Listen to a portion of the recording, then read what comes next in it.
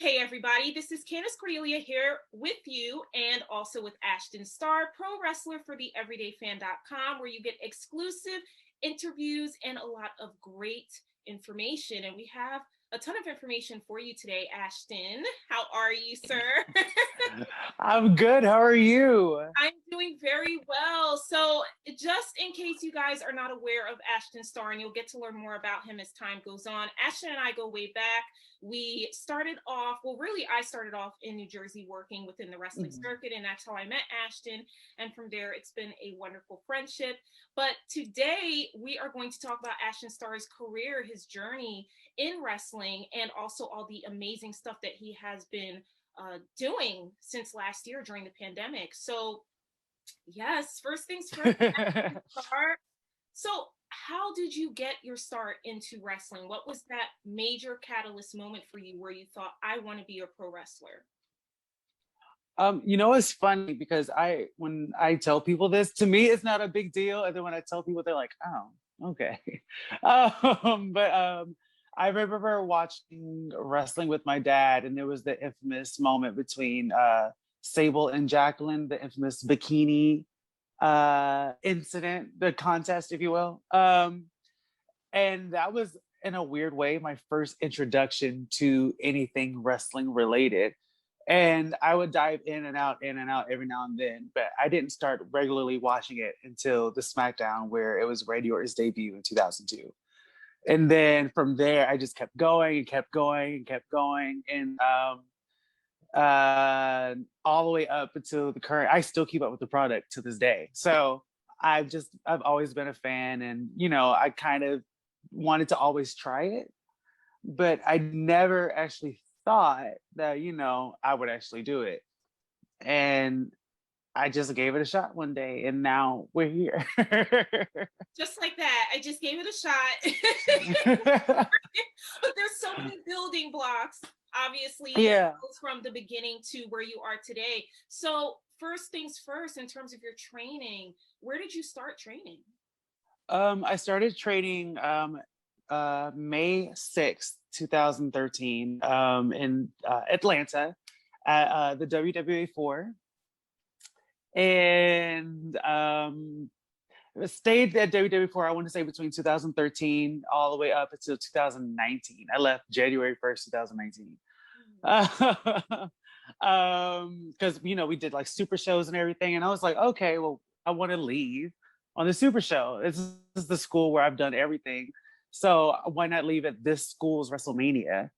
So that was my last time training in wrestling there. And then after that, I started training a little bit at the Nightmare Factory, which is now the big, Cody Rhodes developmental for AEW, which is really cool. And I learned a lot there. So I've been just a steady building block.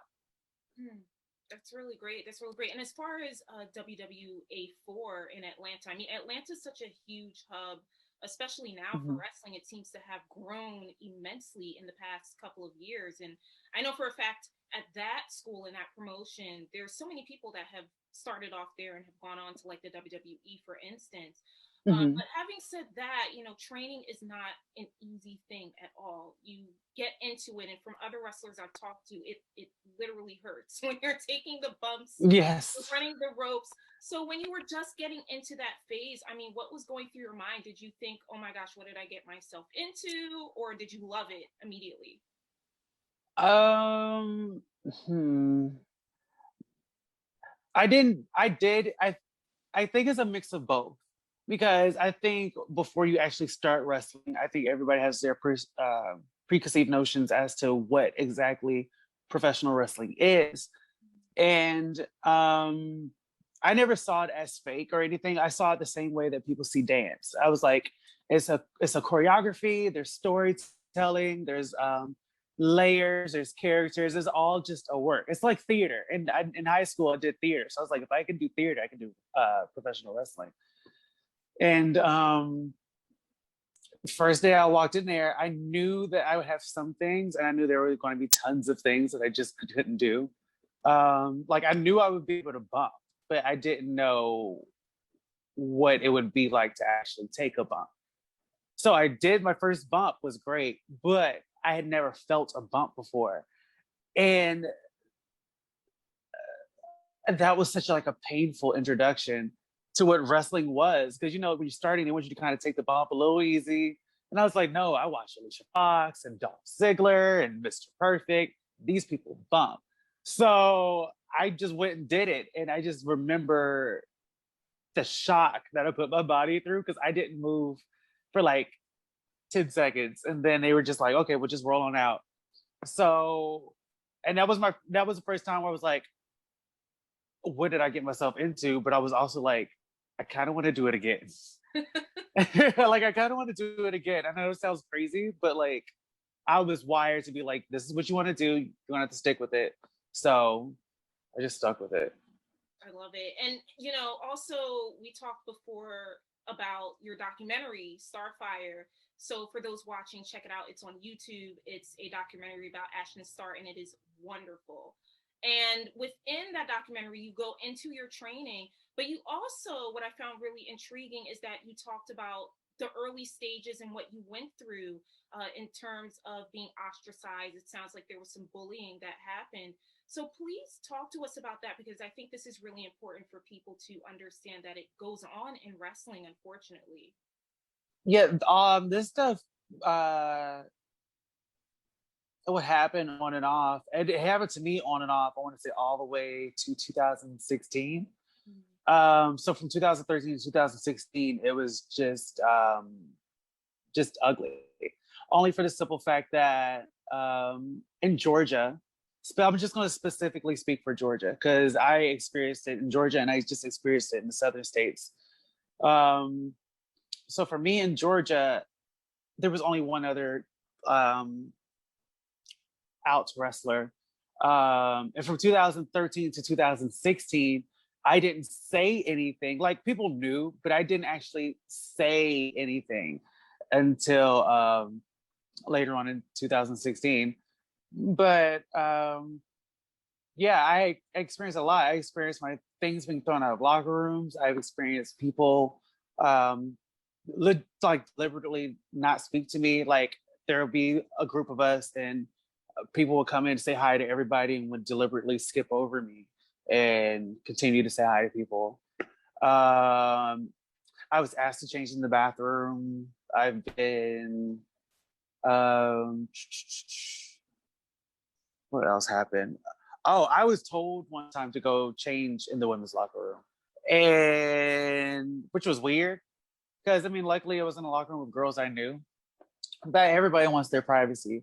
So that was something that was more of a degrading thing, only because they were like, well, since you're this way and you're perceived to be this way, then obviously this is what you want, right? So you can go over there with them, and then the men will change out here and do this and do that. So and that's a changing in the bathroom is something I still do to this day, not because I feel ostracized, because now I don't give a damn. But and now it's comfortable. But when I was first doing it, it was very uncomfortable because you just want to be accepted by everybody. Right, right.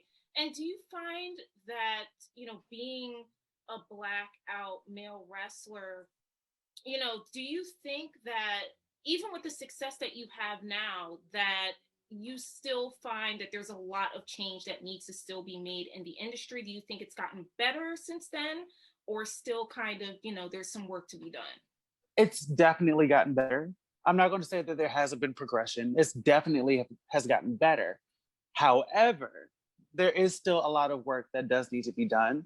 I until people found out about AC Mag, because that boy, he doesn't say it, he doesn't hide it, but you won't know first meeting him. But until AC Mac, I would still consider myself to have been the only African American out wrestler in Georgia for like 3 years.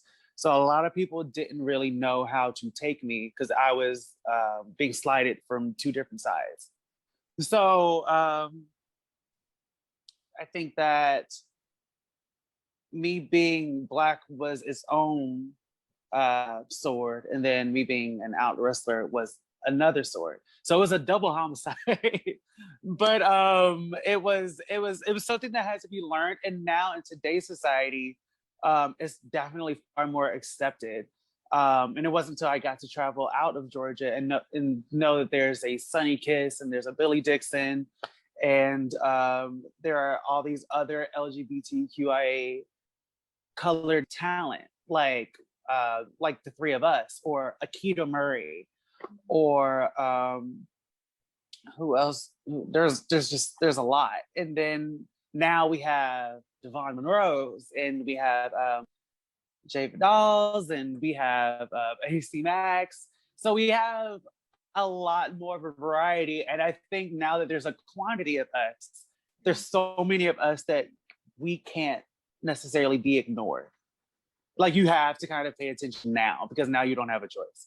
Because now we're in your face. And I think that's something we had to learn to do. We kind of had to learn to, it's cool. And, I think the out generation before us, they were super closeted, and they were they were definitely pioneers in their own way. But I don't think they were as loud.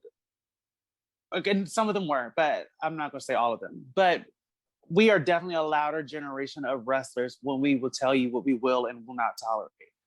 And the number one thing we will not tolerate is disrespect, especially when it's not pertaining to our actual talent and ability.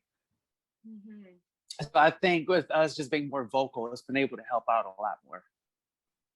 I really like that. And you just mentioned Sunny Kiss not too long ago. We love Sunny Kiss here. Mm-hmm. And he made an appearance in your documentary as well and spoke very highly of you. And he mentioned, one of the matches that you both had together, how there was like an instant chemistry. So when, as a performer, you're stepping in the ring, I mean, is that chemistry, is that a rarity for you, or is it something you work on? Or it's a rarity, but that's also was a first for me, because I never wrestled another LGBTQ talent to where I felt like we were able to truly be able to get and understand each other without even saying a word. Because we met briefly back in Atlanta, and we were actually supposed to have a match in Atlanta, but it never happened. Then there was an LGBTQ show going on in New York that was being held under the NYWC, was it New York Wrestling Connection? Under that umbrella. So finally got to wrestle there.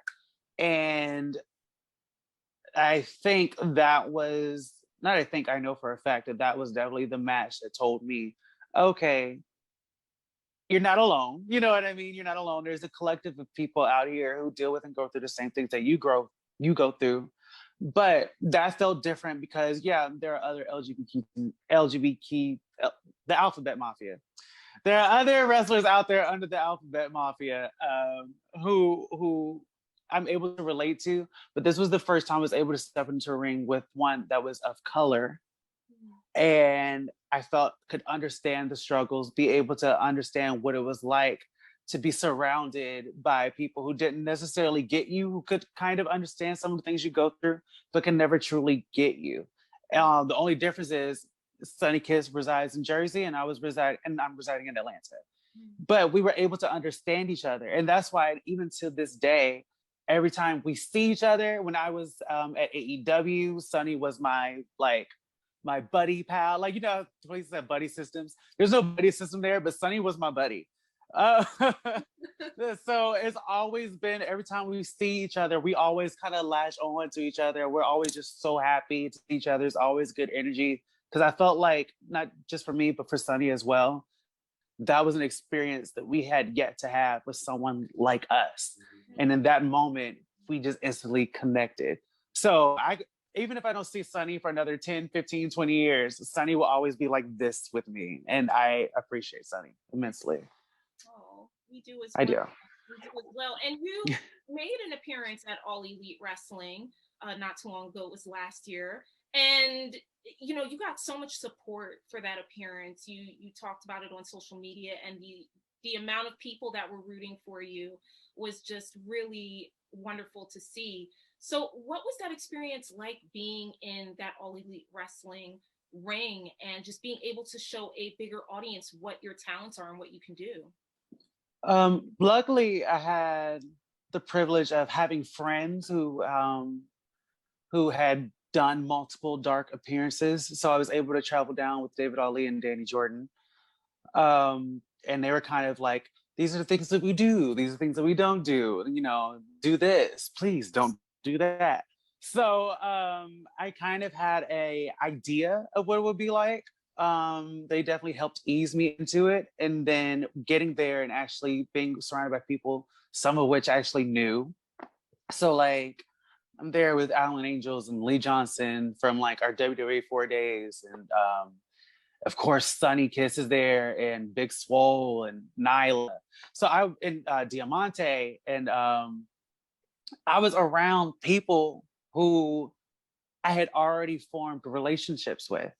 So I felt very comforted, and I felt that I was in a family atmosphere because I was surrounded people to where outside of this business, if we were to hang out, if we were to do this and do that, I would consider them to be family for me. Um, Especially because of the things we've experienced. So to me, it was a big moment. And I got to meet new friends, you know, I got to experience what it was like to be around people that I probably would, especially during the pandemic, I probably would have never gotten a chance to meet. And I'm glad I got to meet some of them before they got signed, because there are a lot of nice, talented, genuine people who work for All Elite. Yeah. And you made an impression, absolutely, you know, being on Dark, and people were, you know, I was looking at the comments and folks were like, who is that? I like him. I really like this guy. You know, I always check out the comments to see the reactions. But do you have any plans to get back to Dark? Is that something that you've been in the works, or is it, you know, you're not too sure? I'm not too sure, but I'm also going to say never say never. I would love to appear for AEW again because they were so welcoming, so warm. Um, oh, also, just side note, Pentagon and Bray Phoenix were so nice to me. They were so nice to me, and I had never met them before. Of course, I knew who they were. They don't know who I am, but I knew who they were, and they were just super nice to me. They're sign talent, and they're asking me, "Is there anything I'm comfortable with or not?" I'm like, "Please, I mean, this is your show. I'm just happy to be a part of it." So, big thank you to them. They made sure that I was very, very comfortable. So I appreciate that. Yeah, I would love to go back to Dark or Elevation or even Dynamite if I can. But I would love to go back. It was a very, very lovely, welcoming atmosphere. That's really cool to hear. It really is. And, you know, speaking of family and feeling welcome, you also mentioned your mom in your documentary. I wanted to point that out because it seems like she's such a huge part of your life and such a mainstay in terms of support and just overall love.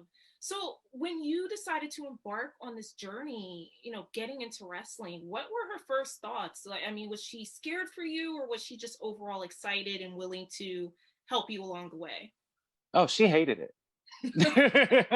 She absolutely hated it. My mom, admittedly, she'll tell you she doesn't know much about wrestling. Um, she tries to remember wrestlers from when she was growing up. She didn't know that many. Like one time she explained to me that she one time watched a wrestler who was wearing leopard trunks, no shoes. And I was like, oh, okay, well, that was Jimmy Snuka. Uh, and her knowledge of wrestling, she knows who Mark Henry is. Of course, she knows who The Rock is. From me watching Total Divas, she knows the girls from Total Divas. And I think her favorite is like the Great Khali because of the movies. Yeah, she loves the Great Khali. But other than that, she knows nothing about wrestling. Yeah. So what was the first show that she saw you at in person, and what were her main thoughts about that? She was there actually for my debut match at the WWE 4. So it was my first match like ever to be like recorded, because I had training matches, but this is like my first match. And I invited her there, and she enjoyed it. It's like she really does enjoy it. She enjoys seeing me do it, or at the time she enjoyed seeing me do it. She just didn't care for wrestling. She was like, how do you make money? How do you do this? How do you do that? And to be fair, sometimes, especially when you're starting, you don't. But she was very like, how do you make money? How do you do this? How do you do that? And over time, she's opened more to it because she's been able to see me pay bills with wrestling money, or be able to experience this and travel here and do this and do that. So now she's way more open to the idea of me wrestling. So now she accepts it a lot more. So I warmed her into it, you know. So she's got her feet wet. I see her going to every wrestling show? No. But I definitely, like, when I was on Dark, she was the first person I told. She was like, okay, I need the link and I need to send it to everybody. I'm going to send it to this person and we're going to have a watch party. Like, it was a lot. Like, she's very supportive of it, especially now. So I appreciate it a lot. A lot. That's really, really great. And even though, as most wrestlers do, you start off in the independent circuits before you can get to a major promotion and really get more people to see you. But even in the short span of time that you've been wrestling in the indies, you've done a lot. You've wrestled a lot of different people. You've done a lot of shows. What has been your most favorite show to date that you've worked for?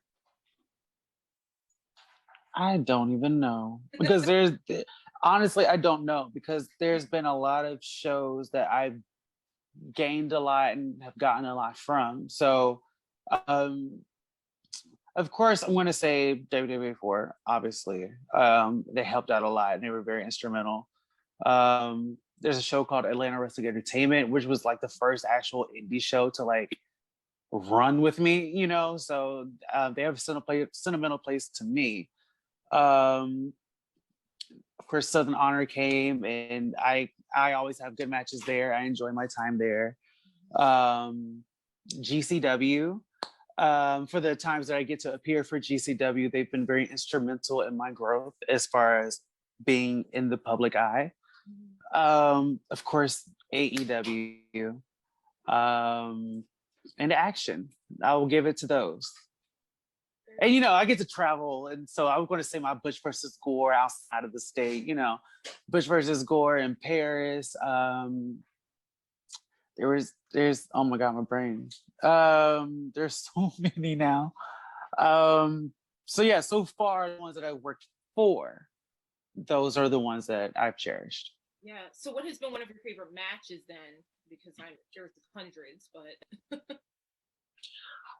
Ooh.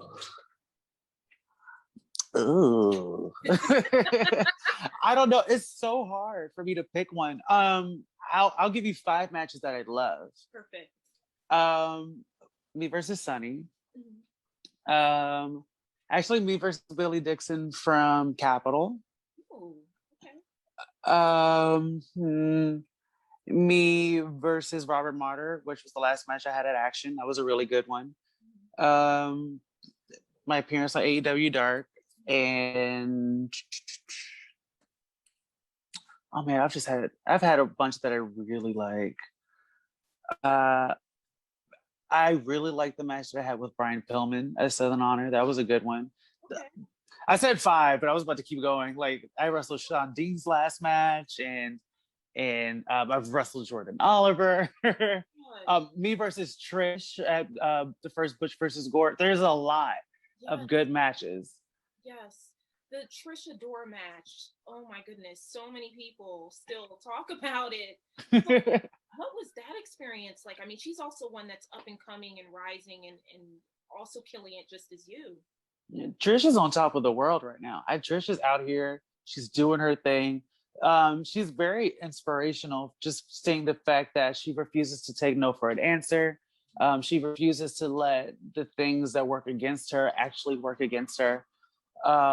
She just continues to improve and grow. That match for me with Trish was phenomenal because one, it was my last show before the pandemic, and then it was really cool because I was at the Fight Club show where she won the belt, and then I'm her very first title defense like a few weeks later. So I felt like that was such a defined, monumental moment for me. And I was just honored to be there.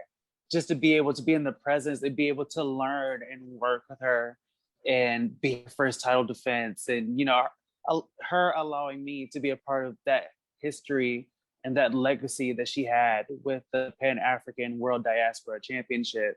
That is something that I will never forget. Mm-hmm. And I'm sure she won't either, because it was definitely a sight to behold, and in my opinion, just one of the best matches you've done. I mean, it's thank you. I'm very proud. And within your career, as we're talking, you've done so much. I keep saying this, but it's true. You've done a lot, and then the pandemic hit, right? And it really put a spanner in the wheels for a lot of people, particularly in the independent circuit. So what did you do within your time to really keep yourself afloat and keep your spirits up? I contemplated a lot. I was really depressed, because when all of that was happening and everything was being canceled, that was my first time, and at that point, like 7 years of my career, to where I was finally going to wrestle for like a Mania weekend, and COVID came and it completely took that out. So I was like, well, damn, maybe I'm not meant to have some form of Mania type of moment. So I contemplated a lot. I contemplated if I wanted to keep doing it. I contemplated if I wanted to keep doing shows. Just a lot went into it. I got fatter, and then I got skinnier. So it was a lot. It was a lot of emotional stress. But it was also at times where I realized, hey, if I continue to stay on the ball and continue to grind, and it was at a point where a lot of people took the time to just say, hey, I'm just done with wrestling, or karma caught up to some people.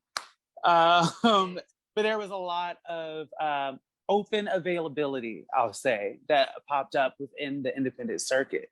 So me noticing that, I was like, well, I can either do one of two things. I can join those people and just leave it behind, or I could continue to develop a new character in my brain, build upon that, become more creative, change the look, so it took a lot. And I went through, I feel like, the most transformative phase of my career during the pandemic. And weirdly enough, it's worked out, which I'm shocked for, because I didn't think anything's gonna work out for the pandemic, but it worked itself out. Yeah. And I've noticed that with quite a number of people, in terms of folks really finding or fine-tuning their gimmicks, making it sharper, even if that meant changing their name and just going in a different route. It seems to really work for them. And for you, when it comes to your gimmick, one thing that I personally really appreciate about Ashton Starr is that you have inspired yourself with this gimmick. And it's something that you also talk about in your documentary, how it really made you come into your own, empower yourself and empower others. So how did you find this gimmick, Ashton Starr? Where does it come from? So it comes from a different mix of things. Sorry, this is my dog. It comes from a different mix of things. One, I really started to develop it like little by little after the match with Sunny, because I was allowed to just be myself and be goofy and unique and kind of just have fun. So when I'm able to have fun, I'm able to actually teach myself new things, and I'm actually able to get myself to try new things out. So that helped a lot. I decided to take what I watch on TV, or the people that I like to watch on TV, and bring that into gimmick as well. So I'm a big Real Housewives of Atlanta fan. The shade is real. But I'm a big Real Housewives of Atlanta fan.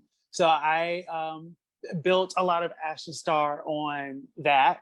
I also had Splash of Mariah Carey. Mariah. Yeah, you have to. Yeah. And also with the wrestling that I was watching, I decided to change up my wrestling a little bit. So Asuka was a big study for the pandemic, both in the WWE and back in Japan as Kana. I really started to look more into ECW. So I started to look at a lot of Lance Storm, and I started to look at a lot of Jerry Lynn, some RVD, some Taz, mainly because I wanted to develop. I've always been a hybrid, but I wanted to expand on that. So I wanted to have more of a creative horizon.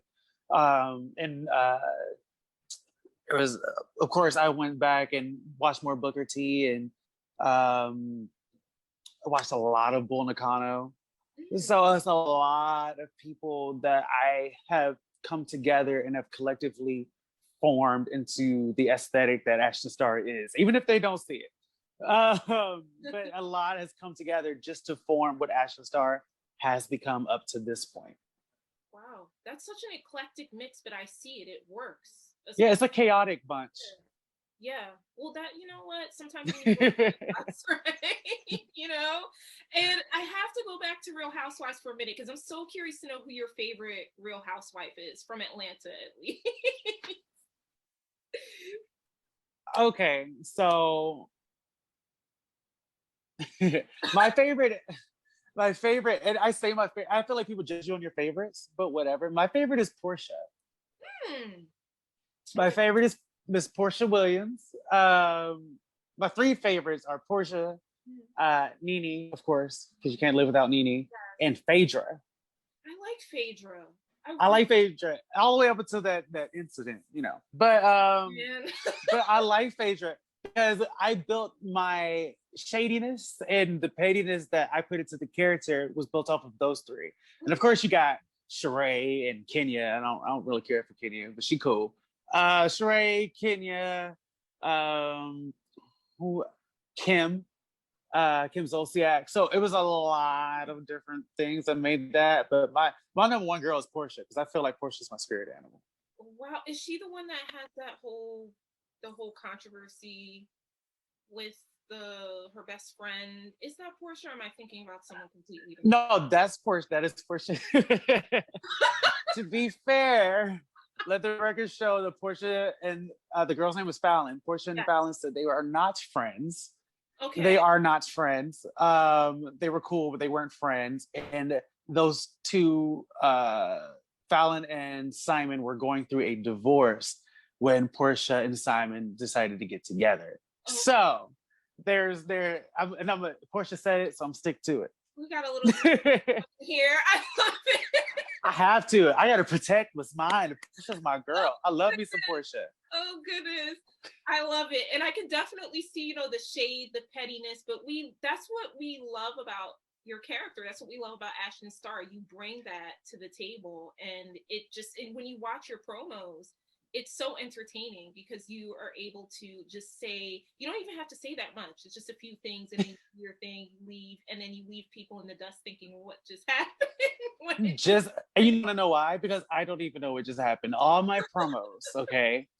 The reason I am a one-take Jake is because all my promos, I don't even know what I'm saying. Wow. I literally don't know what I'm saying. You know what? I'm glad you mentioned that because I'm just going to go off the riff and talk about, there's a lot of controversy now even about promos. There's been chatter on Twitter about, for instance, Cody Rhodes promo. And, it's funny to me because as you know, in this business, everyone has their different way of doing a promo. Some people like yourself do it off the fly, don't put a lot of thought into it, but it ends up being brilliant. And then other people might write like an outline or a script or, just to kind of bring things together. So what are your thoughts on promos, about building them and making sure that you're able to say what you need to say in a really short amount of time? As far as promos go, if you don't believe it or if you're not really into it, don't do it. Because I think a lot of people don't have very good poker faces. So a lot of people, when they're not into the promo or they're not feeling the promo, they have a very telltale sign and you can see it. I've never liked people telling me what to say for a promo. Of course, if there's a certain direction that we need to get to with the promo, then fine, give me the skeleton. But as far as the actual promo, just let me do it. And literally, I think they're so easy for me because I just don't know what I'm gonna say. And by the time like the Sasha Fierce clicks on, and then all of a sudden I spewed out a bunch of things. And I'm the type of person that have said all those things, and then when they yell cut, I'm like, oh my God, I'm so sorry. I don't know what I said. And if it was this or if it was that good enough? I'm always that person. So I'm always like, let me do it. But I also want to make sure that, is to the liking of whatever the company is. But I like to keep it fun. So like, yeah, I could cut a serious promo, but at the same time, like, especially when I'm new somewhere, I like to make people laugh. I like to really try to force the laughter out of people, because there are a lot of talents who try to keep the game face, and I'm like, okay, we'll see. Yeah. So it's always been a thing to try to get people to, because I feel like if you are able to laugh with someone, you're able to relate with them. So if you're able to laugh with me as we are joining together to work together, then we'll be able to build upon a relationship. You'll be more comfortable with me. I'll be more comfortable with you. And it's just smooth sailing from then on out for every time that I see you. Do you think that people take wrestling a bit too seriously? Yes, but also I think that if it's something that you're passionate about, you're supposed to take it too seriously. I feel like if you didn't really care that much, then you wouldn't really take it too seriously. Although I do believe in mental breaks. I do believe in, taking self-care days and things like that, because this, especially for our mental and our physical, is always a good idea. But yeah, I do think there are those who take wrestling too seriously, but I appreciate those who take wrestling too seriously. Yeah, for sure. 100%. What is your diet regimen like? I know you said you got fatter and then you got thinner during the pandemic, which fair enough, a lot of people did, a lot of things went out the window. But when you're getting to the point where you're going to be on TV, for instance, and you really got to, be a bit stricter, what are you doing when it comes to eating and exercising and all of that good stuff? The Nightmare Factory actually has a really, really good nutritionist. And when I came to Miss Carolyn, I was like, Carolyn, I'm fat. So I was, and she was like, well, tell me what your goal is and we'll work and expand upon that. I would go do her workouts all the time. She gave me a diet plan, and I stuck to the diet plan for most part. So that actually helped me to lose a lot of the weight. I think at the height of quarantine, I think it was at 217, but I was at a 217 to where it showed. Like it showed, because I'm 6 feet tall, so 217 shouldn't look that bad, but it showed a lot. So for me, it was at that point to where I was like, okay, I need to get in shape. And it's just a part of the new aesthetic. That's me. So I was like, get into shape. You got this new gear, get wrestling boots, get this, do that. So me getting into shape, I think, was a big stepping stone into that. I think me losing all that weight is what actually got me onto AEW. Because they saw that, especially QT Marshall and the people to be saw that I was putting in the work and I meant what I said. And I think that was my big reward was, hey, we see you, we recognize you, thanks for doing everything that we've told you, come on down. So and that was a big step. So I appreciate that. A lot of rice and ground turkey and tuna, but it's, at the end of the day, it's all worth it. Yeah. So it sounds like if you see another tuna can, if you don't see another tuna can, rather, you're good. Like I have tuna in the fridge waiting on me, and I like sometimes I'll slip up and have cheat stuff. So I have like a bag of Doritos over there that I opened today. But like I know that once those Doritos are gone, it's back on the game, and I have to continue to do that because I suffer from Oprah syndrome. So I'm big one minute, small the next. So if I don't maintain it, I it's the life we live. It's a struggle, and being on TV, you have to worry about the aesthetics even more, just as more as, you know, doing what you do in the ring and really making Right. sure that you are performing to an optimal ability. So it is what it is. You make do, and you just you learn to live with it, you You know? do what you can. You do what you Exactly. can. You like, yeah, it tastes like cardboard after a while, but you know what? The cardboard keeps you skinny, okay? So might as well just stick to it. And I'm like, oh, but fine. And then, you know, Carolyn also helps like find ways of making the food better. And she tries to find ways of like, hey, so you like peanut butter? Why don't you try putting the peanut butter over here and it'll make that taste better? Or here's some seasonings that don't contain sugar. You can use these. That'll spring up the ground turkey and rice a little bit. So there's a lot. She helps you find loopholes, and I appreciate that. Um, because I honestly, for a while when I first started, I thought like, everything I was eating tasted like paper. Yeah, yeah. And it sounds like things are really, really great at the Nightmare Factory. And I know that there are so many people up and coming that are just getting their reps in, getting the matches. I mean, I've been watching things happening on YouTube with the different shows and the showcases. What's one thing that you learned at the Nightmare Factory, just in general, you know, of any bon mots or quotes that you've learned, or anything in your training that has been really valuable that's just stuck with you? Basically, the fact that anything that you think you do exceptionally, you'd always do it better. Um, QT Marshall is very big on that was great, but here's how we can make this better. Or he's very direct. So why'd you do it like this? That doesn't make sense. Why'd you do it like this? He's very hands-on. He's very willing to get in the ring and show you and be very direct with the teaching.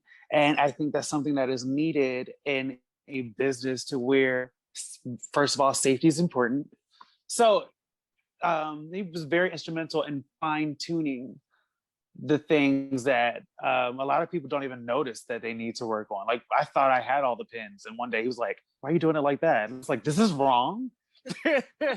So he's very big in fine tuning and making sure everything's right. And I thought that was very influential because I you don't think you need it until you realize you need it. Wow. Wow. Most wrestlers, if not all, they have an entrance song. But I'm just wondering, when you make your way down for your entrance, do you have anything that's playing in your head just to kind of pump you up mentally? Oh, in the back, I always, especially like moments before I actually go out, I have my earphones in because my earphones will calm me down a little bit.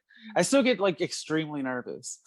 Um, and honestly, the more ratchet, the better. So like because it's hype, so it gets me hype and it gets me excited to go out. I'm already excited, but I'm nervous excited. So Yeah. this gets me like confident, excited to be able to go out and just enjoy. So I get ratchet with them. I get my Drakes on, my Cardi B's, Megan the Stallion. I almost said Megan the Trainer. Megan the Stallion. Uh, who else? I've been really into my Kid Cudi lately. Hmm. I love me some Ratchet Miley Cyrus. It is what it is. Uh, but yeah, I usually do those things like get me hyped before I even go What's your favorite Megan the Stallion song? out. I like Hot Girl by Megan the Stallion from the Tina Snow EP. How could you I not? like, yeah. See, I see. I know a little bit. You know, I like that song, but uh, hmm, I like Captain Hook. That song's gross, but I love Captain Hook. Uh,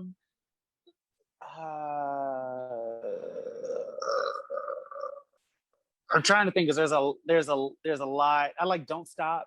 Don't Oh, Stop is a good song. good one. Of That, course, Savage. Savage, of course. you know, But yeah, those are some of my Megan songs. Savage, Ashton Starr. You got to.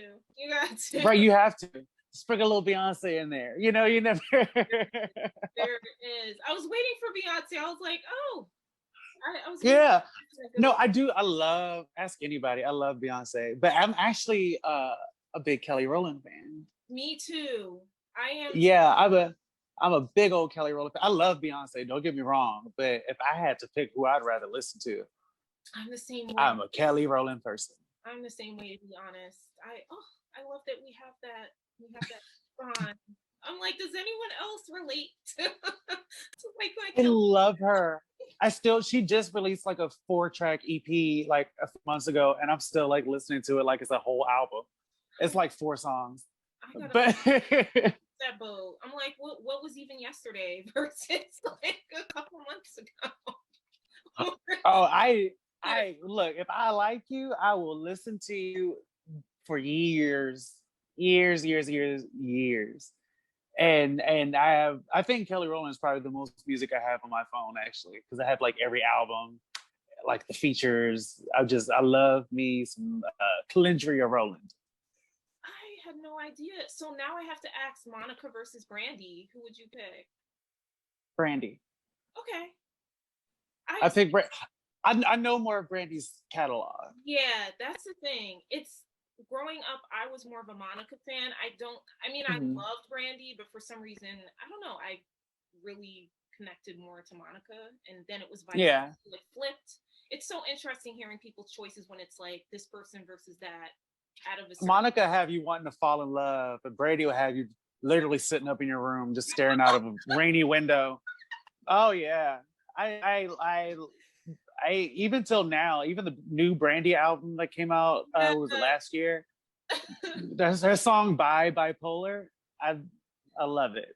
I love me some Brandy. It's very pensive. You're absolutely right. Like rainy day R&B versus just Right. have fun, go to the club, Monica R&B. Right. So another thing I've always been curious about, Ashton, is where do you get your gear from? Well, that's a secret. No. I have a really cool gear maker who came. All I said was I wanted a singlet. Mm. This is what I wanted based off of, and a designer that I just trust. Now this designer is like signed to AEW, Mm. so getting gear from them is going to be hellish. But no, I basically just like here are the colors that I want, or here's what I want it to be based off of, and I just let them run with it. I'm like, you make it how you make it. I trust you. You do your thing, and he kills it every time. Mm. I'm super curious to know who it is, but I respect the secret. You He guys, makes a lot of nice people's gear. He makes Swole's gear. He makes gear for Bailey or Cedric Alexander. So he makes gear, good quality gear for people. I know he also makes AC Max gear, and he's made stuff for Allen Angels and excuse me, Danny Jordan and a few other people. So yeah, he makes good stuff.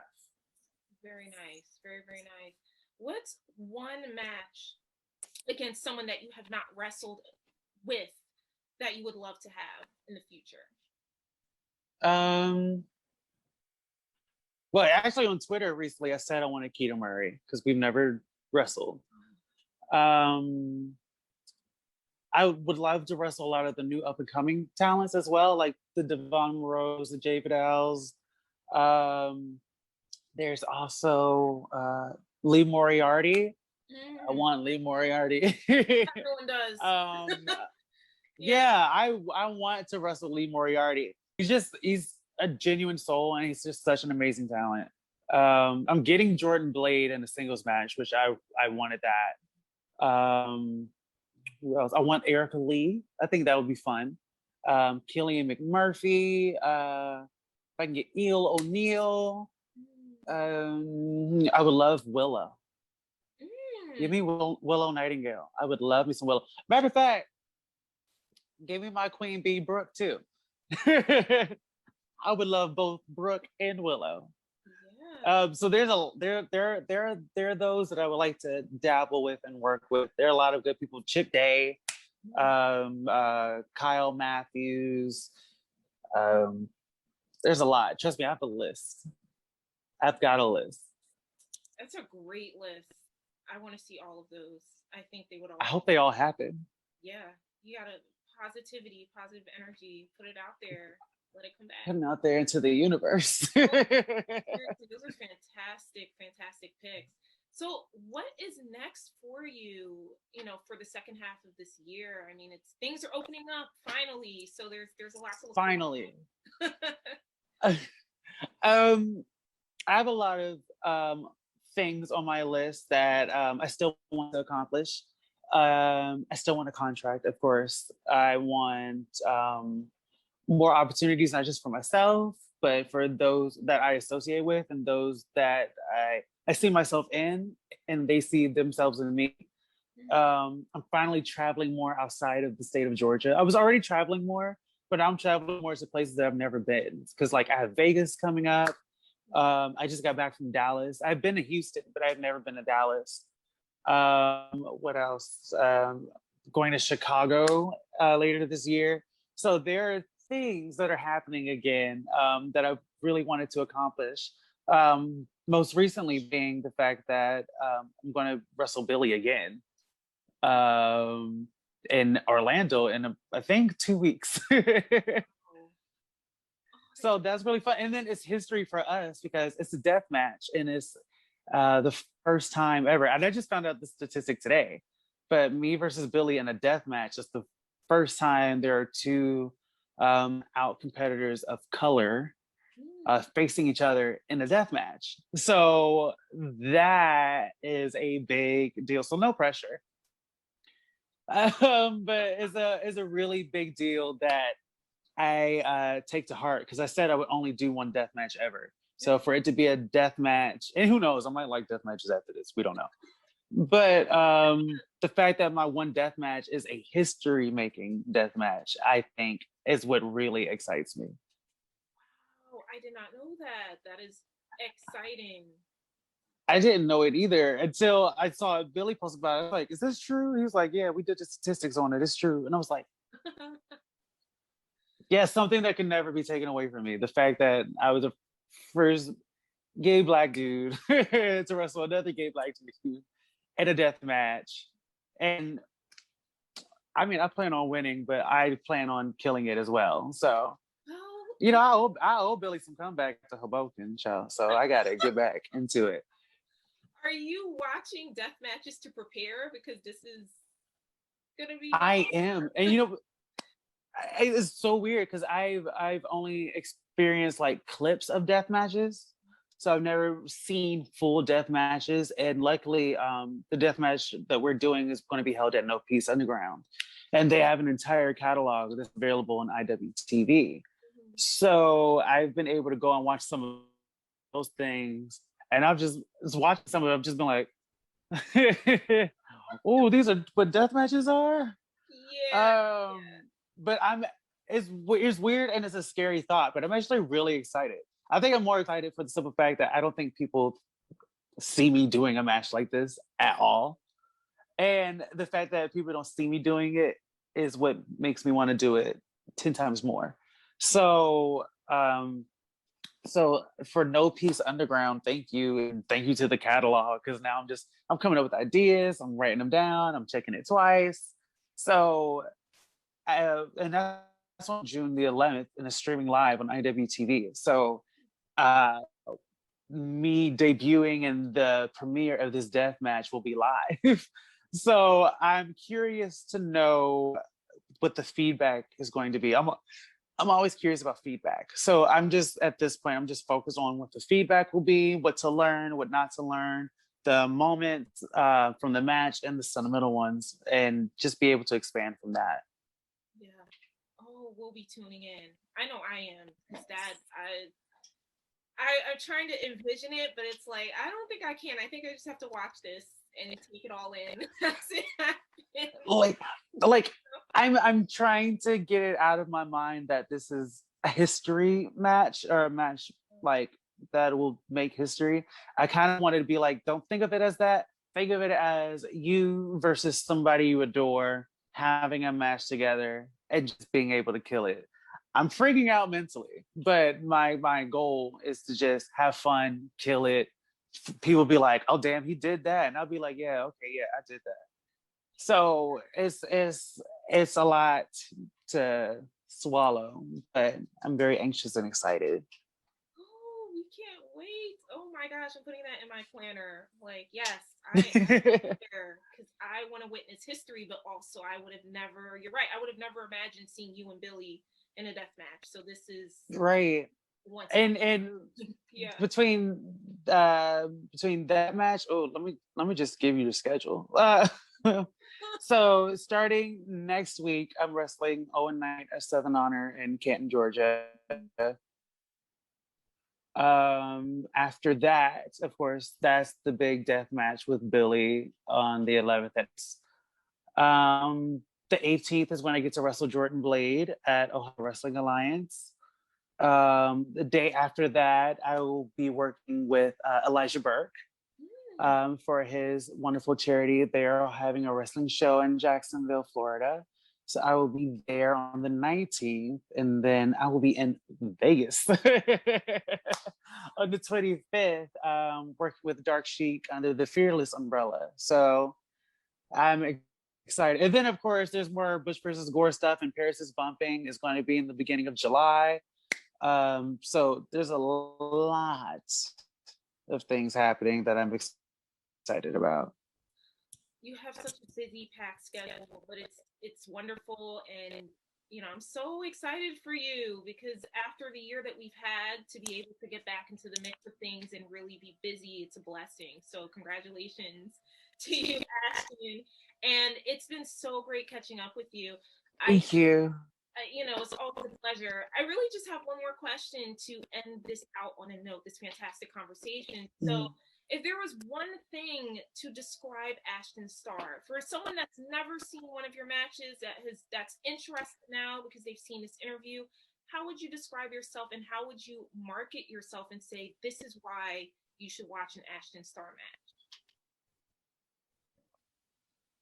match?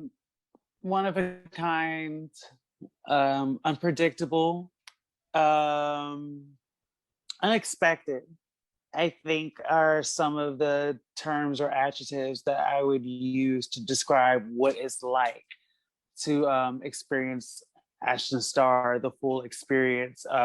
Because I think people have their preconceived notions about how you should be, and then you step up and you show them what you're actually about. So I would just say unexpected, keeping it all. I'm trying to find the correct adjectives. Unlabeled. Unlabeled and going into it with an open mind. I like that. The unexpected, unlabeled Ashton Starr. Thank you, sir, for being you and sharing your wonderful talents and gifts with us in the wrestling community, but also just in the world. And we can't wait to see what you come up with, and we can't wait for your death match. So I'm just gonna keep plugging that. Thank you. I'm so. I hope I get to see you like soon, like on the other side of the screen. You know what I mean? It's like giving a hug. I hope I get to hug you. I know. I was like, I hope I get to come up to New York or Jersey one day and just be like, where are you?